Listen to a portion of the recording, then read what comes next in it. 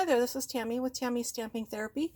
Today I'm coming on with just a quick project share and get your opinion on something.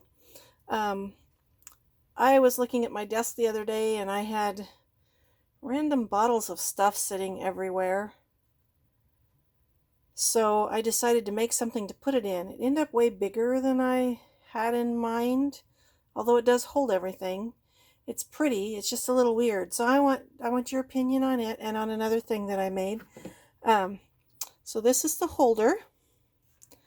One thing, I think I made this top way too tall, although when I show you what I put in it, maybe not. So it's got the feet on the bottom. I'm using the Peaceful Poppies, I think it's called, designer paper.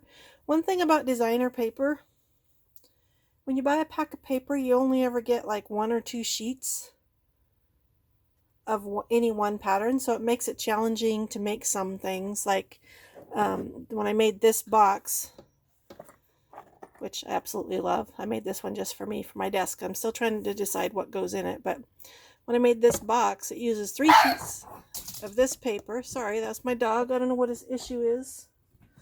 But it uses 3 sheets of this paper, and there's only 2 in the package, so you have to have multiple packs of paper.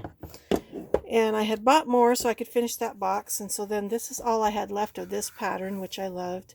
There wasn't any more of the pattern I used on that box, on the box bottom, but this pattern is very pretty too. So I was trying to figure out how to make this the easiest way, and you can see how I did every piece is separate and then they're all glued together, one little piece at a time. This is one little piece, this is one little piece, this is one little piece, and it's pretty big. It's let's see, 7 inches wide, and this is 8 inches tall. So I thought the tall would be cool until I did it, and now I'm not so sure. I think I could cut it off. I think this would fit in my paper cutter. Like I could cut off maybe 1 inch from the top, but so we'll see. So I'll show you what I put into it. There was one piece that I cut wrong. This was a total, well, you don't need to see my shopping list. I cut this wrong, had it all covered, and when I was going to put it on the bottom, it didn't fit.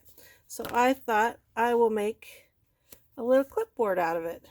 I started to throw it away, and then I was like, no, make a clipboard out of it. So that's what I did, and this goes in the back here. And then I have this very cute little notepad that Crystal made me, and it fits in here too. So that goes behind there. So when I put these in here, I think maybe it's okay that it's that tall. Although if it was cut down, you wouldn't be able to tell either way. And then the rest of the stuff that I put in it was my bigger bottles of glue and stuff. That gotta have envelope sealer so we're not licking envelopes. I'm considering putting dividers in here, but I'm not sure, because like if I take this out, this will fall down. And then this stuff is just sitting in here. Let's see, what else did I can't remember how I had it all in there. These guys are down here. These guys are here. See, might need dividers, I don't know. And then those were not there. See, I can't remember how I had it in there. That and that. Interesting. I have less in there now than I did before, so I don't know how that worked or didn't work. Maybe I went like this. Anyway, so that's with all the stuff in it. So let me know what you think. Do you think that back is too tall? I'm not sure. It's almost 6 inches this way, and it sits off to the side, so it's not really in my way, but I love the paper and I thought it was really pretty. And then the other thing I've had in mind for a long time about making my own tool turnabout thing, kind of like the Pampered Chef revolving turnabout, but I wanted it to be smaller. And I bought months ago on Amazon, I bought this little turntable thing. It's got little suction cups, but they don't really work with paper, and I can't figure out if it goes this way or this way. I think either way works, depending on what you're using it for. And then I made this little box. The middle is 4 inches tall. I wanted the middle taller. But I should have made these 3 inches tall, because the stuff that I have that I want to put in there is in something that's at least 3 inches tall. So when I put like pens and stuff in there, they're going to hang out funky and probably fall out. And I have other stuff that I'll put in the middle, but this is only 2 inches, so I'm just not sure. The only things I have that are small is like this little guy. It fits in there. It's not going to fall out. But even my small scissors, I don't know. I'm just not totally pleased with it. And I don't know how to decorate it since it's kind of round. I haven't figured out if I want to just pick what's the front and put a decoration on it. I could put a flower on each panel. I want it to stay fairly flat so it can be close up against the wall. I don't think I'm going to use it. So at some point when I can mail big things in the mail again, I'll probably use it for a giveaway. So I need you guys' help in knowing how to decorate it. I think it's pretty. I like the paper that I used, but I'm just not sure about the whole thing. And now I think I'm going to make another flat thing that goes against the wall, maybe, that's stair-stepped like the one I just showed you.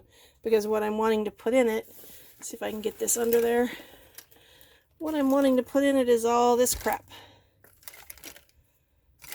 Only I'm going to go through this. Some of this doesn't need to be in here. I go through stages where I want everything at my fingertips all the time, so it has to be on the desktop. And then I don't want anything on the desktop, and so I'll find ways to put it all away. But for now, I'm where I kind of like it out. Most of this, a lot of this will come out and go into drawers, but right now I'm kind of where I want it more organized. I like this thing, kind of. This is a Crafter's Companion thing. It's kind of funny. This is all it has for handles. You'd think it would have an actual carry handle, but it doesn't. It's just got this big open compartment. So I covered 2 cans, vegetable cans. Let me get this out of the way. I covered 2 vegetable cans with designer paper. And then this one came out of there. I need to put it back. But this was a can that had diced tomatoes in it. And I just washed it and covered it and stuck it in there. It makes nice dividers. And then the other thing I just want to show you. So, do you ever, if you're a crafter, I'm sure this has happened to you. Do you ever buy something and then when you want to use it, you can't find it? A year and a half ago, I bought some black chipboard. And when I'm making stuff like this box, the black chipboard would be perfect because then I don't have to sponge the edges of all that stuff. I have looked and looked and looked. And you know, it's only like this thick. It's 12 by 12 and about this thick.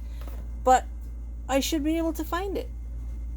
I went through last summer and cleaned out my room and I cannot find it. It's just very annoying. And I know as soon as I buy it again, then I'll find it. So I've been wanting to make a jewelry box. I don't know if you've heard of Style Dots jewelry, but it's jewelry that has removable, it's customizable. They have like little snaps, little pieces that snap in that are very pretty colors, and I've worn a ring sometimes and a bracelet in some of my videos. And right now it's laying all over the top of my dresser. And I want to put it in something. They call it fine fashion jewelry, so it's not really cheap, but it's not really expensive. But any jewelry you leave out in the air is going to get messed up over time. So I thought I want to make a jewelry box to put it in. And that's why I was looking for my black chipboard again and didn't find it. And then again, as I said, only a couple pieces of pattern paper in a package makes it difficult to make something. So this is the paper that I found that I had more than a couple sheets of. This is paper that retired last year. It's Stampin' Up! Paper. I think I found 8 sheets of this, so we'll see if it goes far enough. And this is just part. I started by making this drawer. It's got all these little sections in it. 15 sections. So first I made the drawer and the housing for the drawer. I'm going to have a thing on the bottom too. I have it all drawn out on paper.